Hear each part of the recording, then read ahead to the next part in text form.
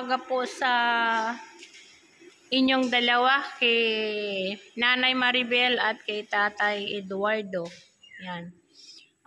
Ngayon, dahil tapos na yung graduation ng Kambal, gusto naming malaman kung ano yung inyong feeling, ano yung yung damdamin. Ano ba? Ayos ba yung ating yung ating surprise sa kanila, Bing? Ayos lang. Anong feeling mo nung nagtatawagan pa lang tayo? Alam nyo kasi, 3 months before pa, pinaghandaan na namin ito. Diba? Tapos 2 months before ata, nagpabook na rin kami ng ticket. So, anong feeling mo nung malaman mo na na makaka-attend kayo ng graduation? Very excited. Excited. Tapos, pang ilan mong attend ng graduation ng Kambal ito? Pangalawa. Sino yung hindi mo na-attendan dati? Si Edward yung pag-graduation ng elementary, si Edward yung escort ako sa kanila. Si Edward. Pero si Edwin hindi. Kasi ang sabi ni Edwin, yung lola niya daw Lola niya daw nag-escort sa kanya. Lola din. Kumusta sila, Edwin, bilang anak nyo? Mabait naman sila. Masunurin ang mga bata. Mabait talaga. Mabait. Masipag. Masipag. Kasi nakilala sila na dito sa Kalingap, lalo na sa mga viewers, na sila ay masisipag na bata. Masipag sila sa bukid. Masipag. Walang bisyo din. Walang Wala ring girlfriend silang dalawa doon. girlfriend. Yung mga babae yung humahabol sa kanila. Ay, wow. Sana all. Ayaw nila. Ayaw nila? Kasi hindi pa sila pumasok. Hindi pa sila pumasok mag-girlfriend. Oo. So, ayan. Mga babae daw ang sa kanila, na humahabol. Naku, Edward, talagang, ano yan tawag dyan? NGSB. No girlfriend since birth, daw sabi ni Edward siya, no? So, mapalad yung magiging girlfriend ni Edward at ni Edwin. Ay, Tatay Edward, kumusta naman ang Kambal? Siyempre, alam naman natin lahat na iba yung tatay nila. Pero ikwento mo kwento mo sa amin yung paano mo, saan ka nagsimula para panindigan na ikaw ang tumayo bilang kanilang ama? Anong simula nung magkasama kami sa Manila, hindi pa pinapanganak ng Kambal, yung Kambal, nagsama na kami dito sa Manila. Pero buntis na? Nung buntis pa siya, hanggang sa ipinanganak yung mga Kambal, yun. Pagkatapos nung mga ilang buwan pa sila, hindi nagdesisyon yung mama nila na umuwi kami ng Davao. Kaya yun, sinamahan ko na rin sila kasi naawa ko sa mga bata. Hindi naman pwede na sila yung umuwi kasi dalawa yung bata. Mahirapan sa sa barko. Pag uwi nyo ng Mindanao, Tata Eduardo, pinanganak na yung dalawa? Pinanganak na po yung dalawa. Okay. May 1 buwan kalahati ba yata yun? 1 buwan at kalahati na sila. Baby pa, So, ikaw na talaga, Tatay Eduardo, yung tumayo talaga na tatay nila. Tumayo bilang ama nila kasi alam naman namin na wala yung tatay ng mga Kambal, kaya ako na yung umakusilbi sa ng papa nila. Responsibility. So, kumusta naman sila bilang mga bata, paglaki nila, kumusta naman?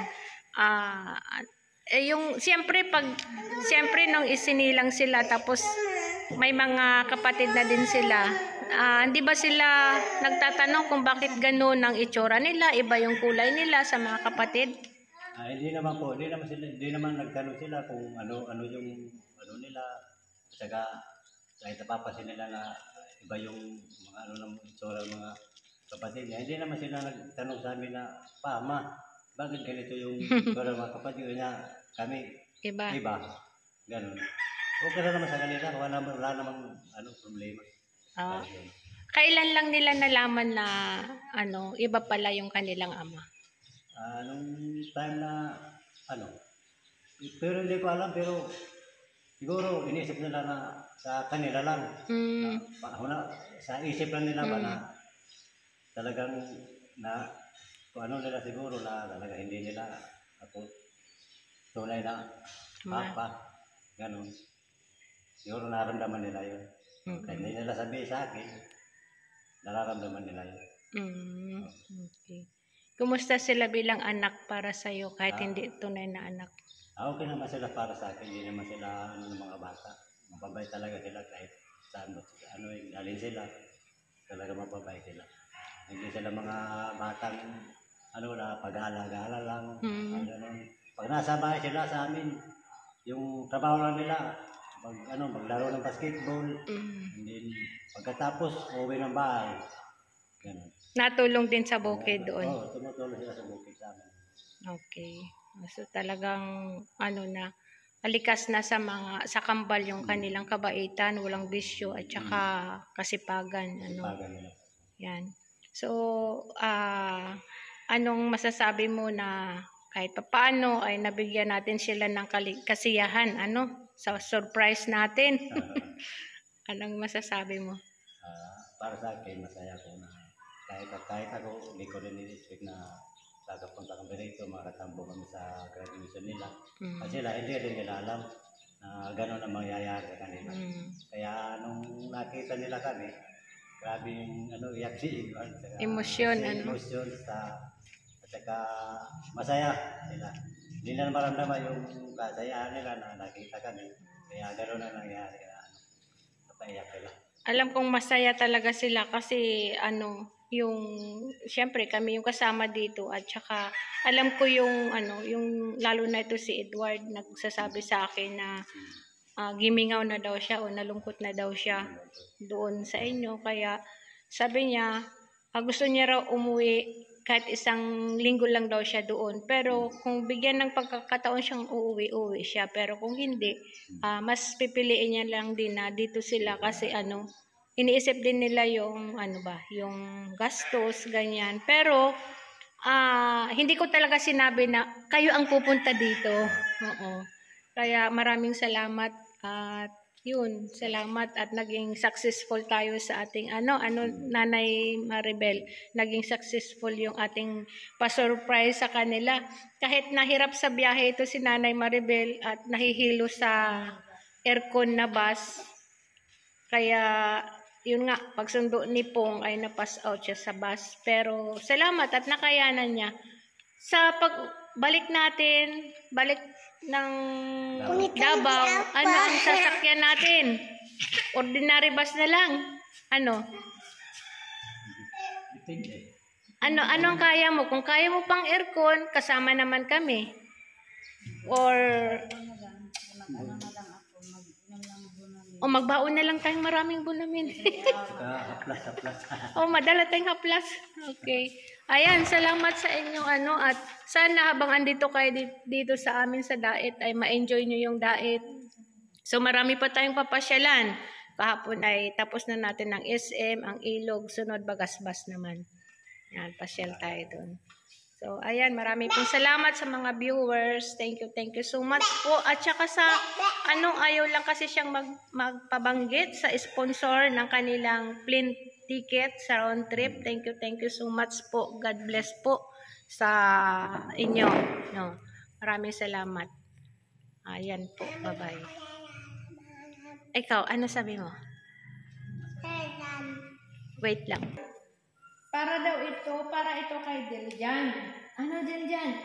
Mahal talaga si Diljan. Mayroon ka nang pangbili na. Ano gusto mong bibili? Ay, mayroong nagpapabigay kay Diljan nito. So God bless po sa iyo. One. Bigyan ka, ikaw daw bilang. Ulit to. One, sige.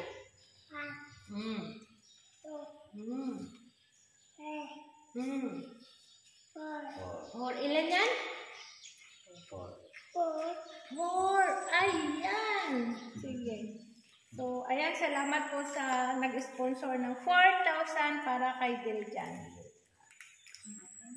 Anong sabihin? Thank you po. Anong bibilhin mo? Kung sa imong paliton? Hindi. Hindi. Baon mo pag-uwi. Ano? Pan. Hindi upan. Okay, salamat po. Thank you, sis. Ayan, God bless. Bili daw siya ng pan. Ibig sabihin, tinapay. At saka ano pa nga? Hindi. Oh, yan. Ilan nga yan? Ilan lahat yan? Ilan lahat pagbilang mo? 4. 4 nga daw. Bye. Salamat po. Thank you sa sponsor. Bye-bye. Salamat po. Tuloy lang. Suporta. Tatay Dong. Yan. Okay. Saan ka mag-aral? Saan ka mag-aral? Dito? Davao. Ah, sa Davao. Muli Babalik gid pa siya. talaga siya ng Davao. Ah. Si ate, saan mag-aral? Si ate? Saan mag-aral? Sa Davao dito? Saan mag-aral si ate? Ah? Ah? Saan siya Si mag-aral? ate, saan mag-aral? Dito, Davao. Ah, Davao din. Sige. So, yun po. Continue to support Kuya Bal Santos Matubang at Edna Vlogs, Kalinga Prab, sa lahat ng mga partners. Iko. Kay Pong TV, Pongkit. God bless. Bye-bye po.